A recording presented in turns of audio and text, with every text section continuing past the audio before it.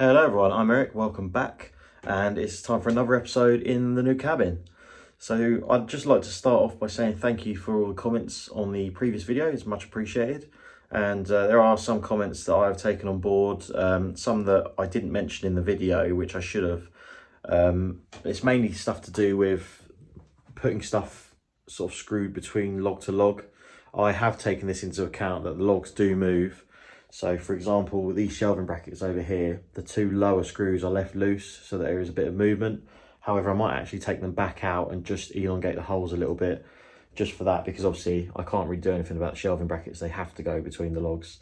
But everything else, like the timbers and stuff, are all sort of just kept on one log, if you like, and other bits and bobs like signs and stuff. You see my roundels up there, there's only a screw in the top rather than the bottom, so they don't attach the logs together. And the sign as well is just two loose screws, just to basically so that everything can move, because apparently the logs do move quite a lot. The layout though will be freestanding eventually. I've basically just run timbers along the side just so I can cheat and get the layout in here and up quickly, and then I will go around and put legs everywhere so that it can stand on its own, so don't worry. There was another comment or two asking about the price. So all in, this cost me a smidge under £11,000, which might sound like a lot of money, but it was started from absolutely nothing.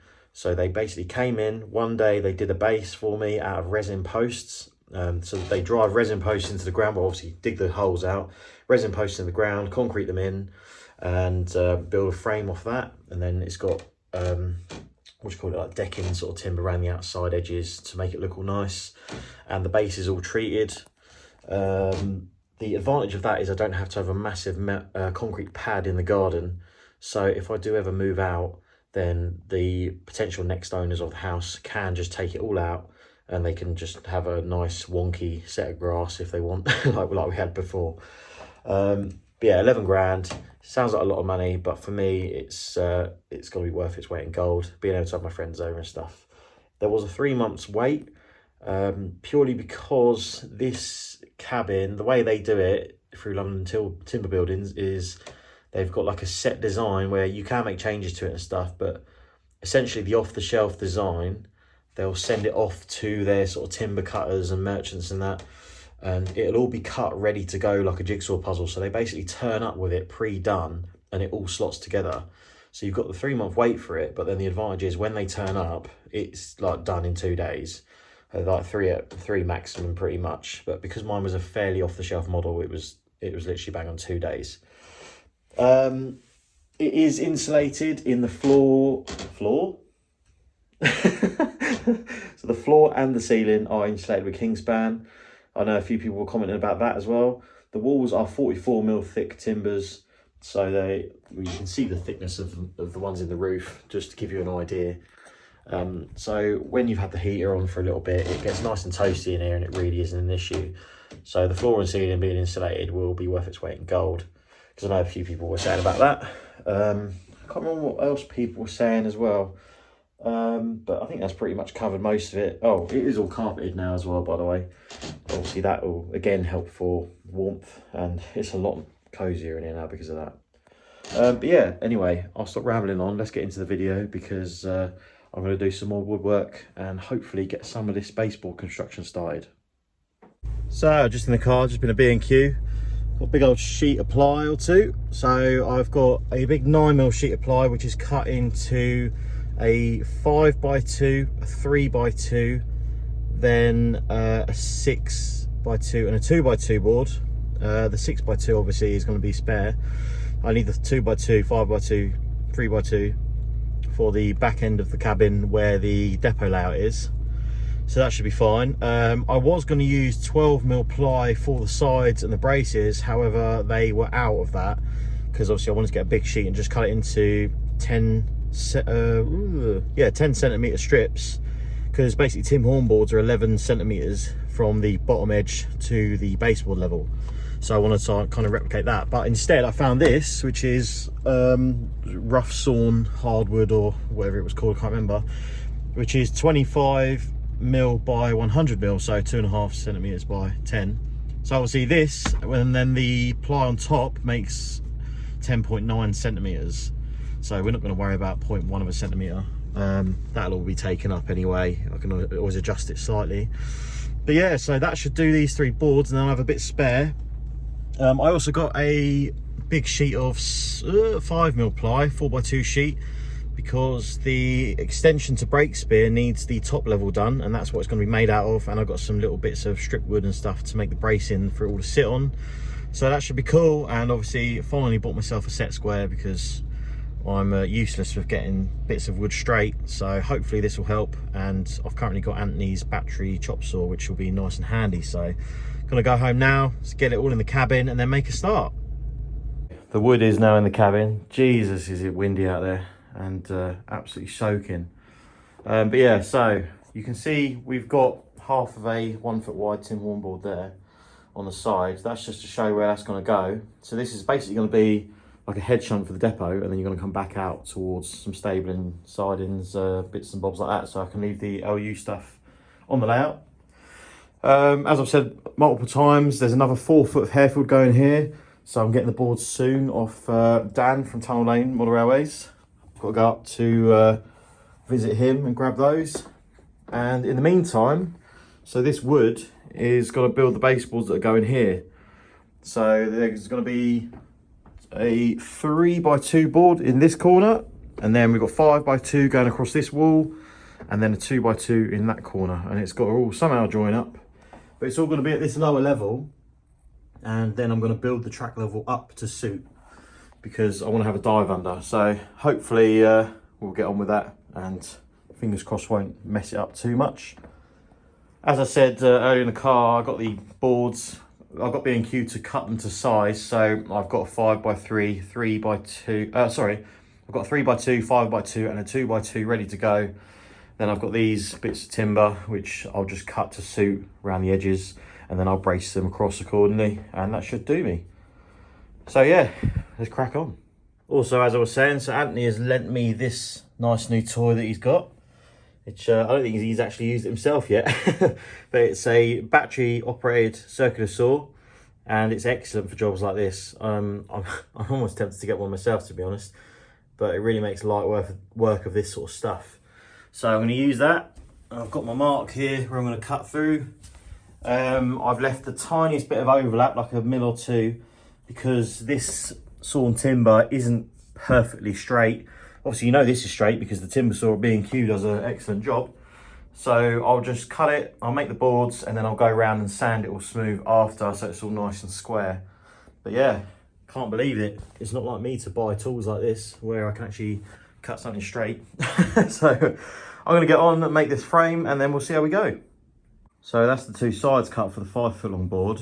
I've got these offcuts, which are just under 3 foot, which is quite annoying because I'm making a 3 foot board. So just a little bit under. So I think what I'm going to do is, rather than chop them up for the sides, I might make the side pieces for one of the other boards, and then see which offcuts I'm left with as to what will work better. Although I might just go all ham-fisted on it like I usually do and just do it anyway, but we'll see. So in the end, I just went ahead and used those offcuts for the side pieces. I had a look at it and it wasn't really worth messing about with, so I just used those. So now there is the 5x2 board made up. There's plenty of screws in there and it's nice and solid. The only thing I haven't done yet is I've not put a centre brace in, because I want to work out the track plan first, and just make sure that before I put a brace in the centre, I'm not going to have any point motors over it, because that's something that Anthony fell foul of in his loft and had to move a few braces and things, which was a bit of a pain. So I want to try and avoid that. But yeah, I've just sort of got it balanced, as you can see, with the 3x2 cut for the top of that board and the 2x2 in the corner there. So just to give you an idea of how it's sort of going to be. Brake spear, which I didn't really think of at the time because I've battened against the wall. Brake spear has got to come out this way because the cabin is just over 9 foot wide. So you can see with that end pushed up against the wall, there is a very, very slight overlap here of a couple mil, just so that board will sit there on top of this one, just to give you an idea. But you can see we've got a gap in this end. So yeah, the issue there is how to support the layout on this side. Whether I just put a larger batten across the walls or not, I'm not sure. However, I'm not actually supposed to be supporting the layout off the walls. It was kind of a temporary thing really, just so I can get it in here and start messing about, because the logs on the cabin actually expand and contract with the heat. So through the year, as it gets to summer, I believe the cabin will expand slightly, and things will all sort of move up by a few mil or so. I think the total in the whole cabin, so if you go from the roof, I think it can go up by like 5 or 10 centimeters, I was told, if you're really unlucky. But that's why things like the window frame, stuff like that, aren't actually screwed to the cabin side. They're more sort of kind of clamped, so there is a bit of wiggle room for it all to move around. But yeah, I mean, I probably will put the timbers across the wall just for now, and just have a sort of bit of a frame coming out for this part of the layout to sit on, just to get me going. And then at some point I will self-support the layout on its own feet at the back as well. It's just because I basically wanted to get it up and I'm in a bit of a hurry to start going really. But yeah, like I was saying, I've got to get my 4x2 board for here, for the next bit of hair filled. That's going to go up to where that board starts there, and obviously I'm going to cut this end piece out. So that should be pretty cool. However, I will probably put this board in place, start building it first, and then obviously I'll put the track in and stuff. And once it's all done and I'm happy with it, I will start on my new back seam, because I'm going to have to redo this one again. And then once I am completely finished and pleased with how it all looks on that board, then I will cut the end out of this. So for now, this will stay as it is, and you'll just have another scenic piece that you won't be able to see from this side. And then one day, obviously, I'll cut it all out and it'll all look fan-dabby-dozy, or whatever you want to say. But yeah, these boards should match pretty well with the depth of the Tim Horn ones. I've actually got a piece of a Tim Horn board here. This 5x1 board that is going to go across here for the head shunt sort of area. If I put that up there, well, put it here even, then that is going to be the same height. So when you come round, obviously it's not in the right place at the minute, but this board will sit like that. So it's going to look nice and even, and I'm going to get a bit more of some nice ply similar to this, and then go around the front of that. I'm also going to make a little curved piece to go around here, so you've not got a 90-degree sharp corner, because obviously I'm going to have tracks coming round, so it'll make life a bit easier really, and the scenery will continue round in a curved fashion, which will look a bit nicer. But yeah, so now I'm going to get on and I'm going to make the 3x2 board and then the 2x2 for the corner. That's going to take some more thinking, because I need to get it to actually match onto both heights.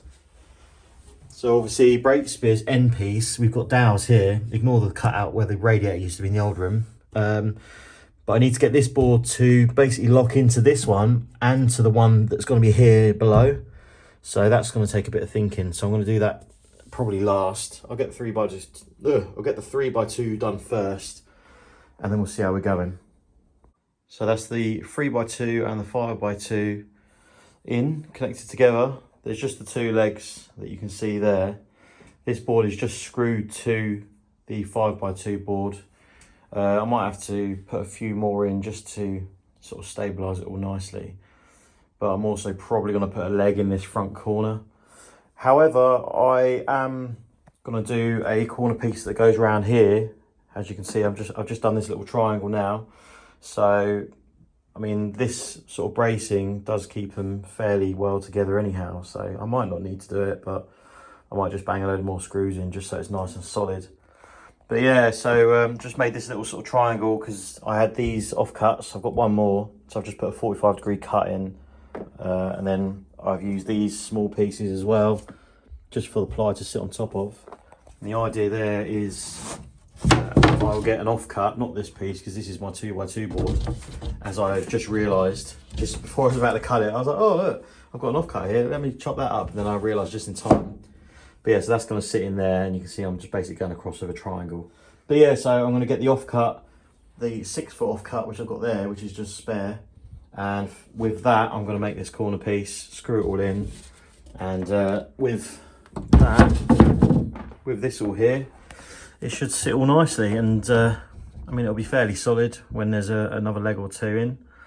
And it should do the job. So I will probably have to also just get a bit more of this strip wood and just go up to the ends just so it doesn't sag. So I'll do that and then just cut it off flush at the end there once it's in, because then I can just use the shape of the sort of triangle to go along with the saw. So that'll make it nice and neat. But yeah, then we should be good. So that's this corner piece sorted. I've moved the leg to this inside edge now. And you can see I've put 2 screws through this side, 3 through this side. So that will hold the 2 boards together nice and solidly. And it'll obviously support both as well, rather than have the leg just under this board and then this board supported just by a screw going through that way. So that should be a lot more solid. As well as that, this piece of timber going across here being screwed in that way and that way also helps support it. It was a massively noticeable difference when I just screwed this on a second ago. If you lift the boards up, they don't move now. So that really helps. And I've got my little triangle corner piece here, which is going to sit there like that. And I've also got, if I can find it, there it is, a small little piece there that just sits like this. It sits a little bit inwards because it was only an offcut, but it was just about long enough to make use of. The idea there is it will just stop this bowing in the middle. So that should do nicely. Across the front, it's going to have a fascia anyway, the same as what Tim Hornboards have. It's going to have this sort of stuff across the front of it, so you'll never see all this.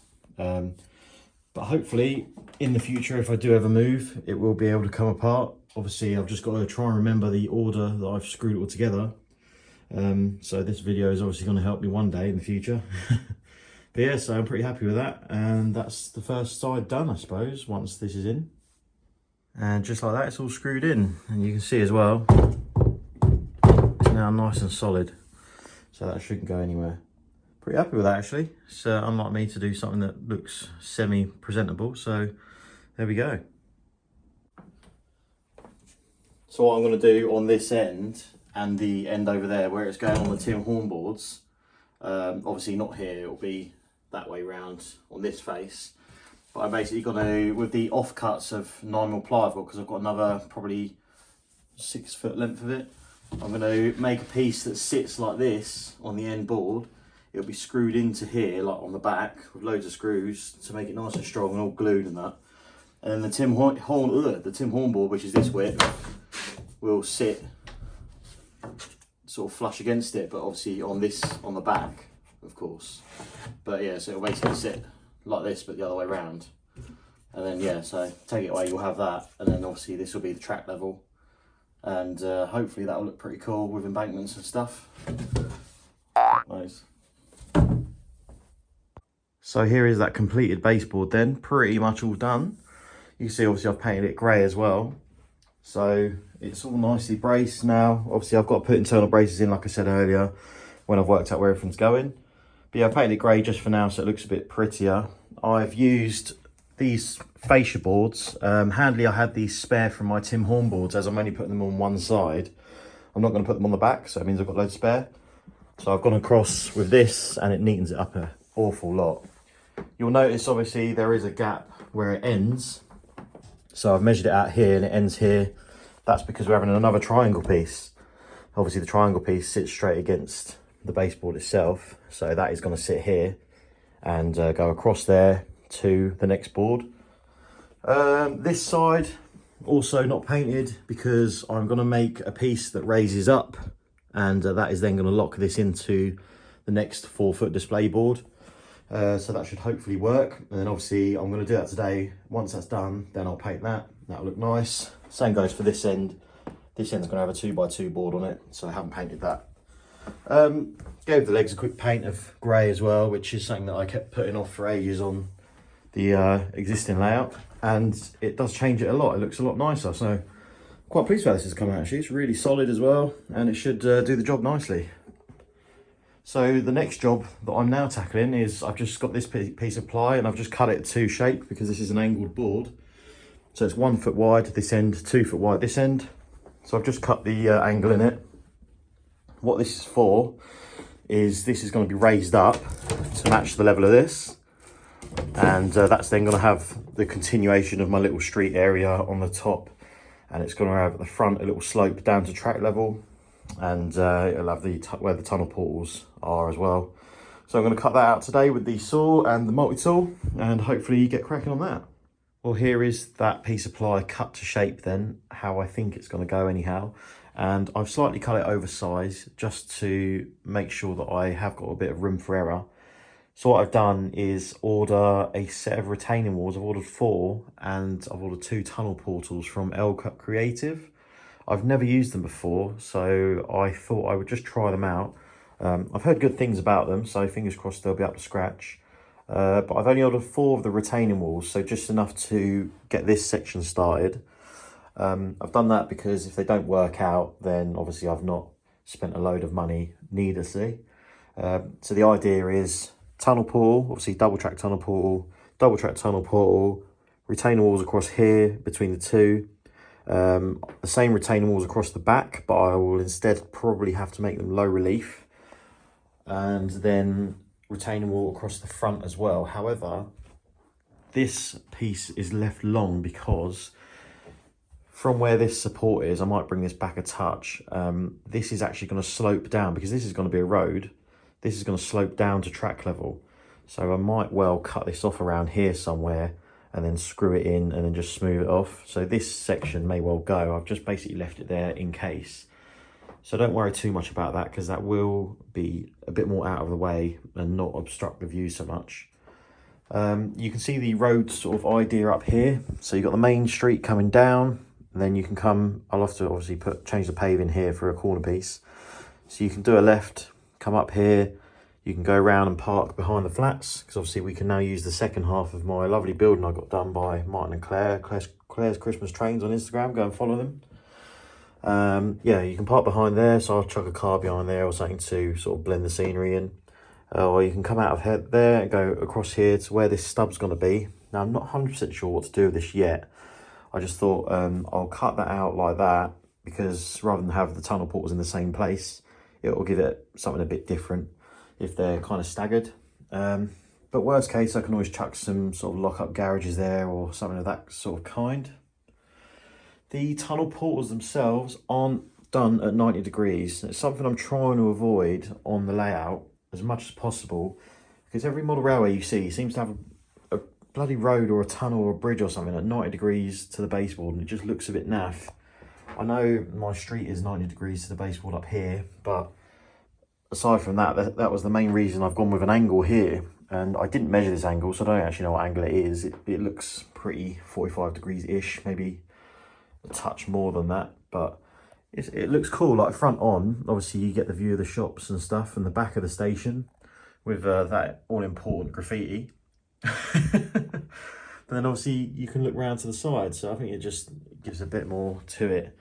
So we're going to go with the same sort of thing here. But yeah, so you've got potentially a dead-end road there, maybe some garages or something like that. Or you can come around here, you can go down this little street, as I said, to track level. I'll put something at the bottom there. Maybe something cool like a skate park or something like that, I don't know. But we'll soon find out. But yeah, so that's the idea. So that's cut now, just waiting for the tunnel portals and the retaining walls, and then we can crack on. You can see the idea of the tracks as well. The branch tracks have to curve inwards towards the centre, as well as the main lines have to curve in a bit as well. So that's another reason for the tunnel portals being slightly wonky. So it should work quite nicely. So I took the massively long journey yesterday to see Dan from Tunnel Lane, and you'll see behind me I've now got another selection of Tim Hornboards. The main one being I've got a 4x2 scenic right hand side photo board. That is the missing piece for Harefield, so that's going to go there. And then I've got a 4x2 left hand board, same sort of style, and a 4x2 centre board. So they're obviously going to be spare, so what I might do is probably fit them above Harefield somehow, and at some stage I can turn them into another sort of layout, or maybe even extend the little sort of Great Western steam depot I had going on. I'm thinking I could have that as a spur off of it, and then that could be some sort of Great Western terminus, or I could just stick to the plan I originally had and start building the Epinonga Railway by doing Ongar Station. So something I would really quite like to do. But yeah, not 100% sure yet. So obviously I'll have 8 foot of spare board, and then I can add to that as time goes on if I need to. But yeah, for now, I'm just waiting on the other Tim Horn boards, obviously. But I will get the 4x2 right hand side board out later today, and I'll get it up in position, and I'll show you what the crack is.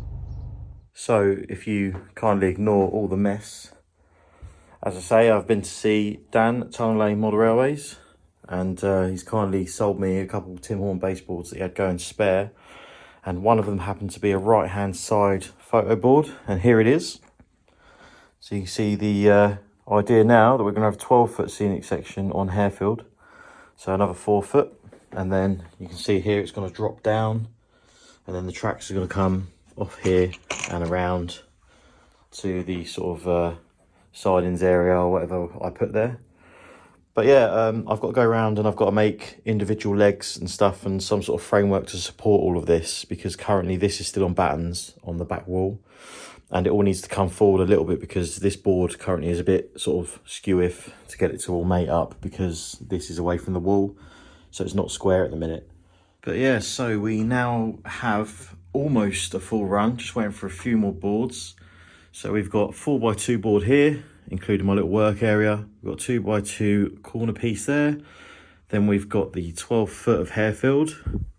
Then you come round here, you've got a 3x2 going against the wall, then a 5x2 here, then another 2x2, and then you've got brake spears 5x1, followed by its extension, which is a 4x1 that goes out to a 4x2. Then the missing boards are a 3x2 lift out, a standard 3x2, and then a 1x2 just to fill this gap. The 3x2 lift out, hopefully I'm going to be able to hinge it so that you can just literally hinge it upwards. That'll be a lot easier than having to take the whole thing out. And then down the front here, 5x1 next to brake spear, but drop down. It's just sat on these radiators at the minute, just to give you an idea of where it's going, because I'm just waiting for my Tim Horn order, because I've stupidly lost the end pieces and the internal bracing. Hence I haven't made this board and actually screwed it all in place yet. But yeah, so obviously the main line come up and over the top, and it's going to have to join up there where that hole is at the back of brake spear, and then you'll have the LU stock coming down into here, which will be sort of a head shunt or a siding or two, and then it can come back out to an area over here, which will be just down in front of the embankment area. So I think that's going to be really cool, and it's going to be a bit of a throwback to what I was trying to achieve with my original layout that I started building, which basically was a main line running across an embankment and then a depot area in front of it, and I thought it looked really cool, but I never got around to finishing it. But yeah, I've got, as well as this board, there is a left hand side photo board and a central one. So I basically bought 12 foot worth of boards from Dan. However, I only need the one 4 foot board, so I'll have 2 more boards spare. So I'll have a left hand and a centre, which can sit above Harefield at some point, depending on what I want to do with them. Then obviously, when I get round to it, I can get another one of these photo boards, and I can put that above as well, and then I'll have another 12 foot scenic area where I could build something. But we'll see how we get on with that idea. Obviously the priority is get this up and running, get all the track round and sort that first.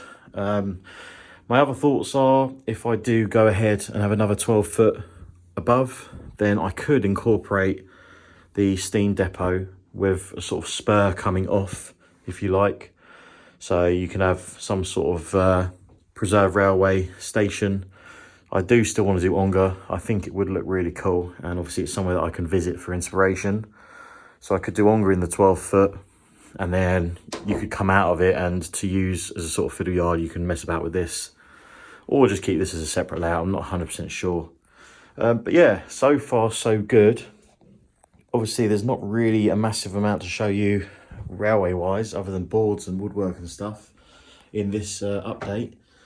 But hopefully you'll all appreciate it, and fingers crossed you sort of get the idea of what I'm going for. And hopefully in the next update, we will have some more boards turn up. We can start messing about with track plans, things like that. And I also need to get my L-Cut Creative retaining walls out and start playing with those. But yeah, so Obviously, it's not the most exciting update, but hopefully you'll appreciate it, and I thank you all for watching. And again, please like, subscribe, do all the sharing and that if you can be bothered. If not, thank you for sticking around, and I will see you again soon.